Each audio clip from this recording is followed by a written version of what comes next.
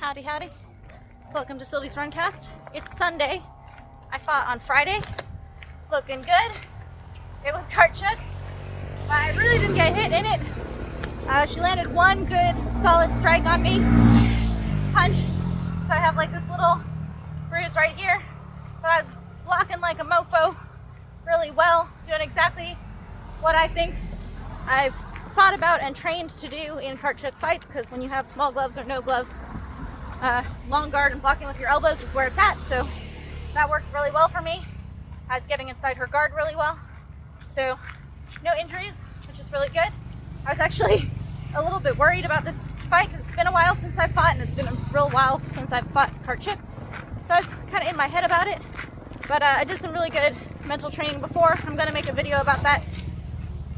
So I will post that and you guys will see that, but I won't put it in my Runcast. I'll make it a separate video.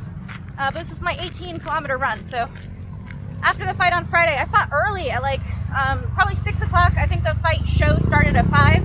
And they had these really long, elaborate introductions of like local government and officials and VIPs and all this stuff. It takes so long. And when you're the fight that's in the ring, when they do that, you have to stand there in the ring while they're making all those announcements and speeches, and oh, it's very brutal. But so the show started at 5 live with like that stuff going on. And I guess the first fight probably started around 5:20, 5:30. So I was on at 6, finished up after 5 rounds, just talked to my opponent's dad, who was her coach for a little while, took some photos, changed my clothes, and then we got in the car and drove home. Just like 6 hours to get home. So we got home at like a little before 2 a.m. So a little bit of like Kevin and my like extraction way of going and fighting, like just going in, do the operation and leave kind of thing. We had left open the possibility of staying overnight and leaving the next morning, but we were just kind of like, you know what, I'm not sleepy. I usually don't sleep well after fights. Felt good, wanted to get back to the animals, so we just got in the car and drove home. I was so happy to get in our own bed with the cat curled up, all sleepy. Made me very, very happy to be home after that fight. And it's Chuek. The Chuek that I fight in, there's no points. So you either win or lose by you win or lose by knockout, or it's a draw. The way they do Chuek on like Thai fight, they give points. So they'll have a winner even if there's no knockout.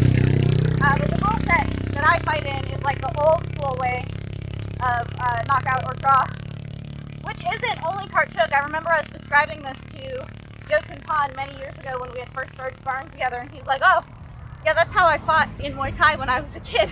He was like, points were for Bangkok. We didn't even have like judges. We just had a referee when he was fighting out in Royette when he was a kid, which I thought was pretty funny. This like points are for Bangkok, like, oh, those highfalutin Bangkokians have their points in their decisions.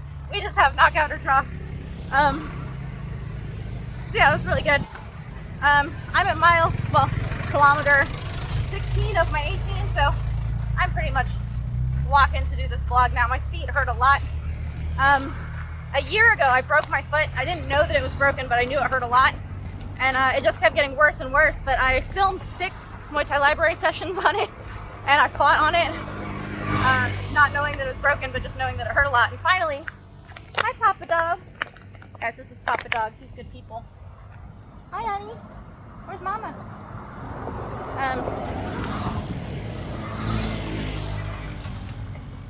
So anyway, I finally got it x-rayed. There's Mama Dog. Hi, Mama, with one of your babies. There she is. There she is. Hi, guys. All right, I have to say hi to these guys. It's a stick. I'm gonna touch you with it. Hi. So the way that I solved it was I saw this orthopedic podiatrist. This podiatrist gave me orthotics, which I had to have. I think I've talked about this. I have to wear them like 24/7 for 3 weeks, which I did. And then I thought he had said keep wearing them, and what he had said was don't keep wearing it. So anyway, my bone is not like re-broken, but it's these very, very tiny bones in the bottom of my foot, and they're starting to separate again, which is really painful because like a tendon moves between them that isn't supposed to be there. So it's very painful. And on this run, my feet are hurting, and it's a little bit that spot, but it's also like around the outsides because my feet are now in positions within the shoe that they're not normally in, because the point of an orthotic is to change the way you walk. It's like an orthodontist putting braces on your teeth. It changes the way your teeth are aligned. It changes the way your feet are aligned and how you walk. And so all your like alignment gets kind of recalibrated. So I feel a little bit weird. But I'm happy to be out moving around. I'm happy to not be injured. I'm happy to be getting right back into training. Things are really good. I was listening to this podcast. I've been listening to this podcast a lot. I burn through podcasts really fast because that's what I listen to when I run. And I run every day. So basically stuff that comes out every week, I burn through it, and I have like 5 of those, and I've listened to all of the back ones for like years and stuff like this. So I'm always looking for new podcasts. And I'm listening to one right now that's called Fad Camp. So not Fat Camp, Fad Camp. And it's about fad diets. And I was listening to it the other day as I was like driving back from seeing Emma in Bangkok. And I kind of like, I'm aware of like fat phobia, and I'm aware of all of my various privileges that I have being a thin person, being a very able-bodied person. You know, I want to point this out when I talk to people who follow me in my vlogs, and I talk about like there not being a formula for overtraining, that it's very individual, like just do what you can do. And I'm kind of like, I'm trying to shame people who are basically afraid of pushing and looking for any kind of excuse to not push because like science says they can't. I think that's stupid. I am totally talking from like an able-bodied privilege when I'm like, just do it, just run, work hard, more is more, that kind of thing. If your body can't do something, there's nothing wrong with you. That's fine. You don't have to do that. It's what your body can and can't do. Don't Google it. Like, don't Google whether you should be able to go to training today. Figure out whether you can go to training today.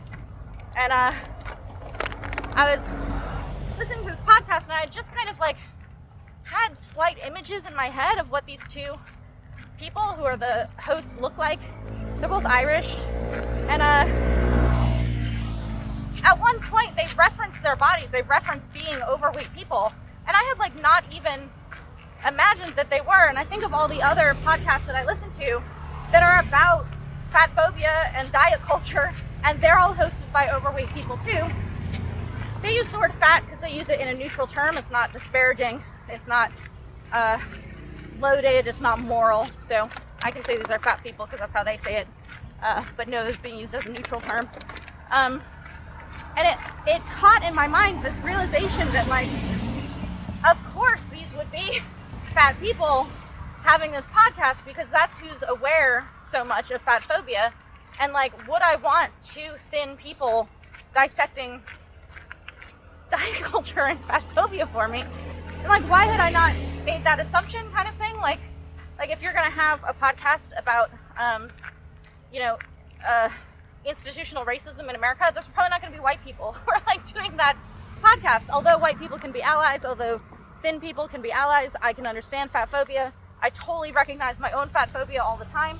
I thought it was interesting, like a way to catch myself that I had like not even assumed that that's who would know what they were talking about in that podcast, and like wanting the people who are talking about these subjects to have firsthand experience with that.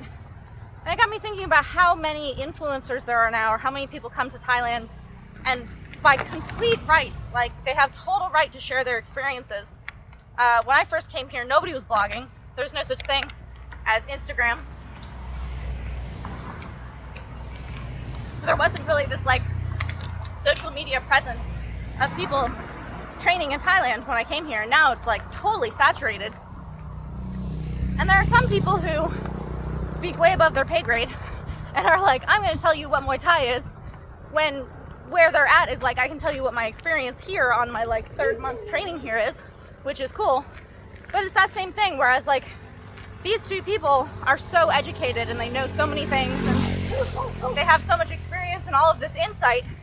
And of course it's going to come from someone who has like first-hand experience of that insight. And I just kind of had this like, I don't know, like I don't imagine fat people in my head apparently. Like this is part of my own fat phobia. Like when I picture an authority, do I picture a white man, like automatically kind of thing? So kind of interesting.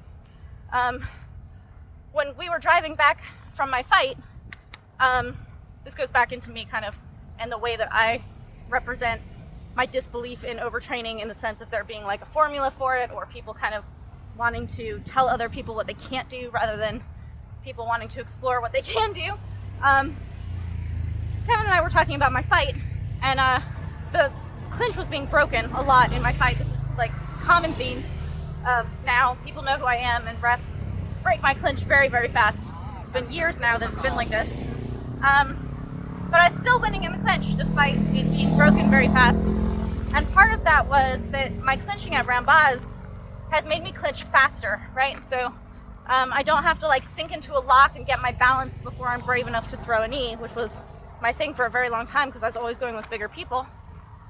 And the way I've been clinching at Rambaz is like, as you're grabbing, throw a knee, or even throw a knee before you grab, and this kind of thing. So if you clinch faster, it's either harder for the ref to break you, or it looks worse for the ref to break you. And so we're kind of like, Kevin and I were talking about how the work that I put in at Rambaz really helped me in this fight, and it was very visible in this fight. And I was kind of laughing about it because I was like, I know that part of what got me there was clinching on days that I really, really did not want to clinch.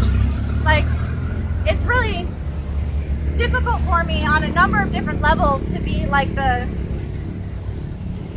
designer of my own training, which has been the case for me for a really long time. Like I've been the designer of my own training for a long time. I've been putting it together at multiple gyms since I was in America. Like this has been a really long time that I've basically not been a like one place has it all kind of training situation like ever in the whole time I've been training.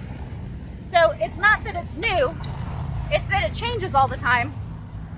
And right now, I'm so much the director of my own training because I don't even belong to a gym. So like, if you belong to a gym, when your trainer tells you to go do something, you go do it. So you're still kind of like under someone's design, or like someone's like, okay, you need to work on this, so we're gonna work on this. I don't have that at all. It's me saying I need to work on this, so I need to find someone at one of these gyms that I go to that can help me work on that, and I need to tell them, this is what I'm working on, can you help me do this? Like, very much the designer of my own thing, and I don't love it.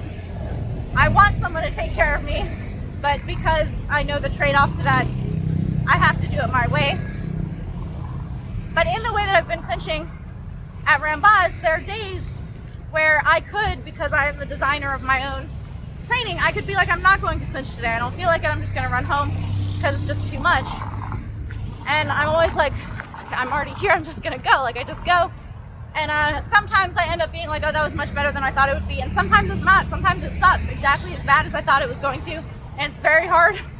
And the reason going on days that I really didn't want to do it, the reason that helped me in this fight is not the like, do things that are terrible because it gives you character. Like it's not like that. It's not a like, because it's hard, it's gonna make you tough. I'm way beyond that in my training experience. Like I had that level for sure earlier on. Like I needed to be toughened up, and especially as a woman, like the way they treat you in gyms and the way you're treated in the world and the way that you defend yourself, all of these things need to be like trained out and around, and it can be very, very hard, and it's rough and it sucks and it builds character, and it's a toughening process. I don't need to be toughened up anymore. So when I go to my clinching on days that I don't want to, it's not a toughening up. It's not a like, just do it, Goggins, you're a pussy kind of thing. That's not what I'm getting out of it. It's more like, today, me running today, this is not gonna help me today. Like, I don't feel better or stronger. I'm not getting anything. I do feel good. I'm glad that I ran, but I don't get anything out of running today. What I get out of this run is a week from today. And really, I don't get anything even a week from today. It's running today, and then also tomorrow and Tuesday and Wednesday and Thursday. That's gonna carry me in fights when I'm really tired, or on days that I'm not feeling well, or when you get your period right before your fight, or whatever the thing is. You're used to being incredibly tired and having to push through. And it's it's like an investment. It's like those days that I spent clinching when I really, really didn't want to. It's like putting something in the bank for much later. And it's not a character development. It's just to like, how hard can you push when you really have no push in you?